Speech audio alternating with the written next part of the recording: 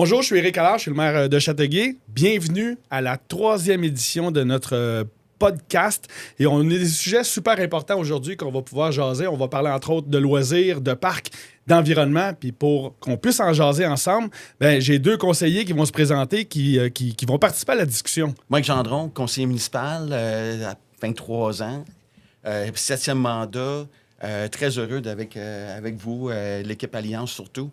Fait que moi, je vais parler de tout ce qui est sport et loisirs. So I'll be talking about sports and leisure. So I'll be going from English to French to show that we're a perfectly bilingual team. And I'm looking forward to having this podcast with you.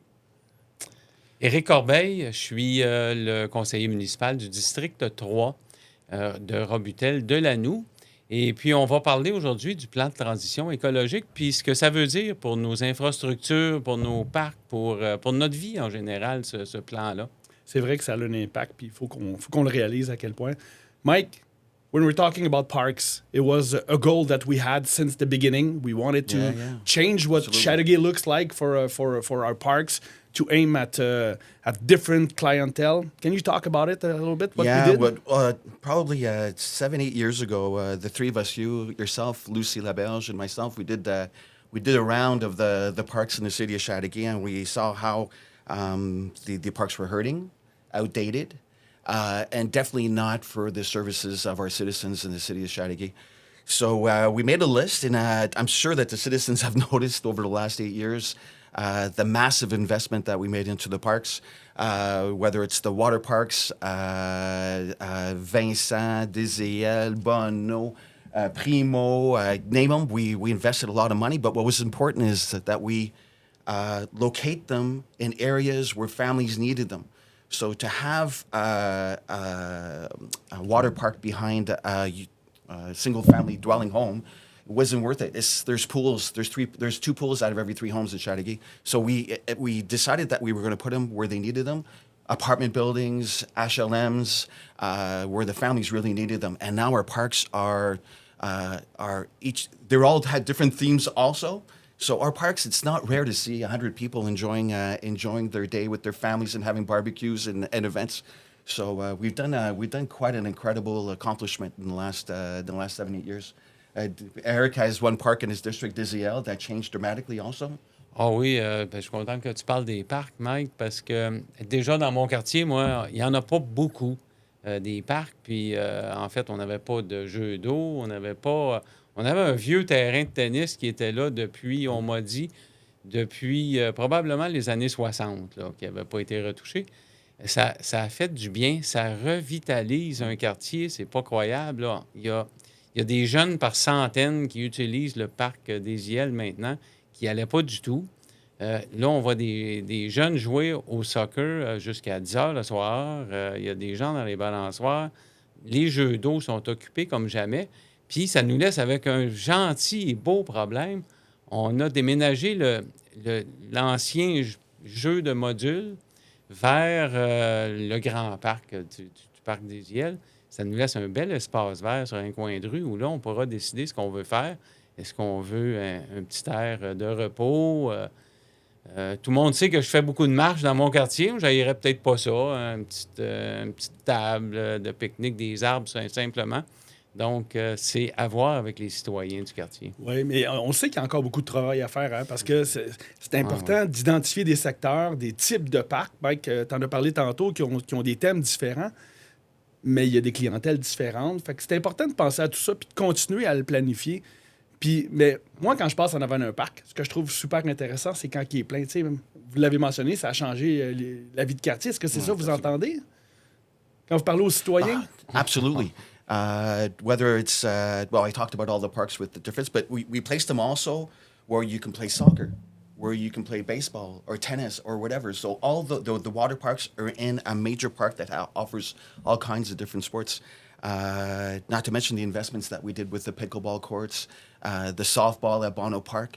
We've invested massively. The next 2 parks that we're looking for 2027 that you and ourselves, we passed at the last council meeting, which is Pat Garant, which is in a district that's in major need, like Eric had not too many parks in his district. In that area, there's a dire need to have that park. And we're looking at also for the pump track. Everybody's been talking about a pump track at the Parc Mercier. So we're going to do a major investment in that. And maybe, we're looking at getting a park for the handicap accessible.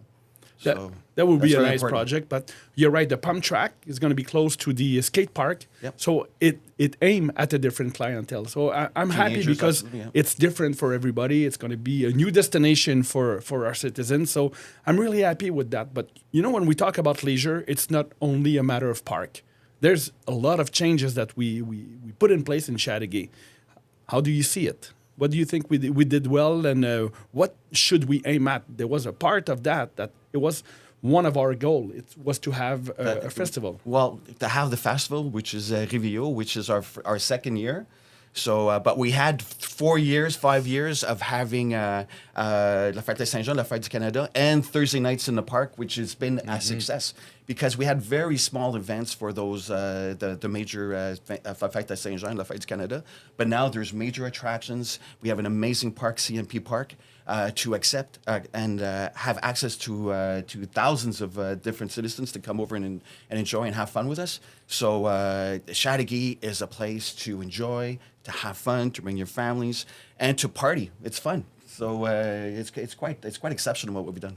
Ben, Riveo, c'est un bel exemple parce que ça fait longtemps qu'on en parlait, mais on se souvient que un des éléments qui a tout déclenché notre révolution culturelle, c'est le 350e de la ville. Absolument. C'est là qu'on a commencé toutes nos expériences, puis qu'on a commencé à travailler sur notre festival. Parce que Riveo, c'est un beau jeu de mots, hein? On s'en souvient, Ouais, c'est ouais. Rive et eau, Ouais. parce que c'est un élément important dans la ville de Châteauguay, notre rivière, le lac Saint-Louis. Donc, puis on voulait se donner une saveur, d'avoir des éléments. La première année, on a inauguré notre passerelle. C'est un super bel événement parce que c'est une infrastructure qui a changé la vie de beaucoup de gens. Là, on va inaugurer notre scène extérieure mobile parce qu'on est une ville qui veut des festivals, qui veut des événements. C'était juste normal, au lieu de louer, de s'en faire une comme ça. Mais moi, je trouve ça important, la saveur qu'on a donnée à notre festival. Bien, c'est une belle signature pour Châteauguay. Puis ça fait longtemps qu'on y pense, qu'on le travaille. Comme dit Mike, on a retravaillé la fête nationale, la fête du Canada. Mais là, on a une saveur vraiment châteauguoise. Puis quand on parle de Riveo, on célèbre aussi la nature puis notre environnement qui est la rivière, mais aussi tous les boisés. Puis Châteauguay en fait beaucoup dans ce sens-là, puis on le célèbre. Puis Châteauguay, c'est aussi une ville de culture. Hein? On est Oui. on est le centre culturel de la région, si on veut. Là. Je veux pas exagérer rien, mais il faut le dire quand même. Là. On est les diffuseurs régionaux. C'est vrai. Fait que c'était important pour nous qu'on le célèbre avec la culture, qu'on parle de notre rivière. Mais je veux dire que Riveo, c'était dans un esprit de développement durable aussi. Oui. Parce que c'est important que ça fasse la promotion de nos commerces, que les gens viennent puis qui aillent voir ce qui se fait autour. On a une offre commerciale, on a tendance à la négliger souvent, mais il y a beaucoup de commerces à Châteauguay, puis c'est varié, puis ça vient de partout. Donc, c'est un petit peu ça qu'on voulait faire. C'est vrai, puis beaucoup de gens ont tendance à aller voir ailleurs en regardant pas ce qu'il y a chez nous, puis de dire non, il y a juste des choses ailleurs, alors qu'il existe des choses vraiment intéressantes. Mais, tu sais, quand tu as parlé de Riveo, Eric, il y a un élément que tu as mentionné, c'est l'environnement. Ouais. Puis l'environnement, c'est une orientation qu'on avait prise puis qui est importante. Il y a une ville qui passe à côté des enjeux de l'environnement. C'est une ville qui dort à switch, comme on dirait en bon français. Mais on a mis des choses en place. Hein. On trouvait ça important dès qu'on est arrivé en poste. On a commencé à travailler sur des idées environnementales. Tu es une des personnes qui a travaillé le plus fort sur cet élément-là. Peux-tu nous en parler, entre autres, de notre comité environnement? Oui, le comité environnement est né, il s'appelait au tout début, là, la première résolution qu'on a faite, il s'appelait le comité verdissement. C'est une idée d'un citoyen lors d'une assemblée publique. Hein? Et puis, de verdissement, c'est devenu le comité environnement. Et puis, à partir de là, je veux dire qu'à la naissance, il y avait 12 citoyens. On n'avait pas de support, on n'avait pas de fonctionnaires pour nous appuyer. Donc, c'est du jus de bras de citoyens, 2 citoyens par quartier, à peu près. Et puis, on se réunissait le samedi matin à tous les mois. Puis là, on a développé des petits projets. Un petit projet, une petite corvée dans un parc. On allait planter des plantes à droite, à gauche. Puis, on a fait des distributions d'arbres aussi par nous-mêmes. Et d'une affaire à l'autre, là, maintenant, on a engagé 2 personnes à la ville en environnement qui font un travail formidable. Là. Les projets, ça avance à vitesse grand V, dont l'année dernière, l'adoption du plan de transition écologique qui était vraiment important d'adopter rapidement. On le voit là, avec les événements météo extrêmes. Donc, notre plan là, va venir influencer nos décisions beaucoup dans les prochaines années. Mike, tu sais, dans les 23 ans, tu as été capable de constater que le groupe actuel, on a mis beaucoup de choses sur l'environnement, on a focusé énormément là-dessus. C'est devenu une priorité, tu es d'accord? Oui, absolument. Bien, le support avec l'héritage Saint-Bernard, de continuer à supporter aussi le manoir qui gère l'île. Le parc Fenner-Séguin, c'est quand même un joyau incroyable pour nous. On donne aussi des arbres. Ça fait 3 semaines, on a donné quelques milliers d'arbres aux citoyens qui sont venus en grand nombre. Il y avait plusieurs milliers centaines, sinon milliers de personnes qui sont venues prendre de participer puis de prendre leur choix des arbres qui les intéressaient. On en a manqué rapidement, hein, si je me souviens bien. Là. C'était fou. On parle de plus de 1000 personnes qui sont passées cette journée-là. Là, ça a été rapide. Là, puis le compost est parti très rapidement. Éric, tu parlais du plan de transition écologique. Moi, ce que je suis content, c'est qu'on était quand même dans les premières villes à adapter ça. Parce que je constate qu'il y en a qui travaillent là-dessus maintenant, alors que le nôtre y est adopté. Ça nous donne les bonnes directions, hein, où est-ce qu'on s'en va. Mais ça veut dire quoi, un plan de transition écologique pour monsieur et madame tout le monde?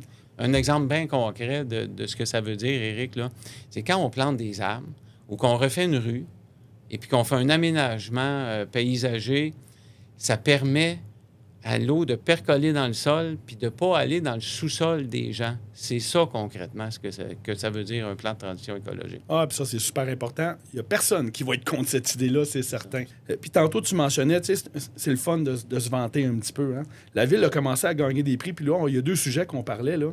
Il n'y a pas tellement longtemps, Nature Action a reconnu, dans le cadre de leur 40e anniversaire, que la Ville a fait un travail exceptionnel pour la protection du corridor vert, puis on a gagné un prix pour ça. C'était une très, très grande fierté, surtout d'être reconnu par un organisme comme celui-là.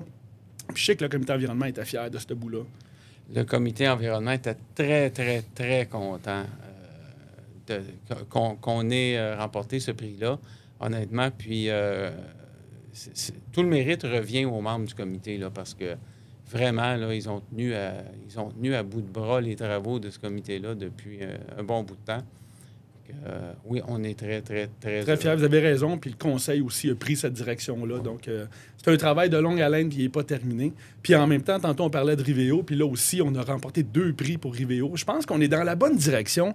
On voulait, entre autres, que Châteauguay soit sur la map. Comme on dit, on avait ça dans notre plan stratégique. Hein? C'est un des premiers points. Puis je pense qu'on est dans cette direction-là pour qu'on commence à être reconnu de plus en plus.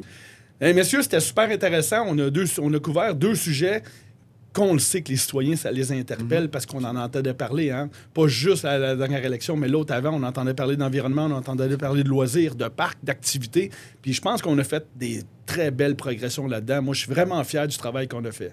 Absolument. Moi aussi. Merci, messieurs. Bien, merci. On se revoit au prochain podcast. À bientôt.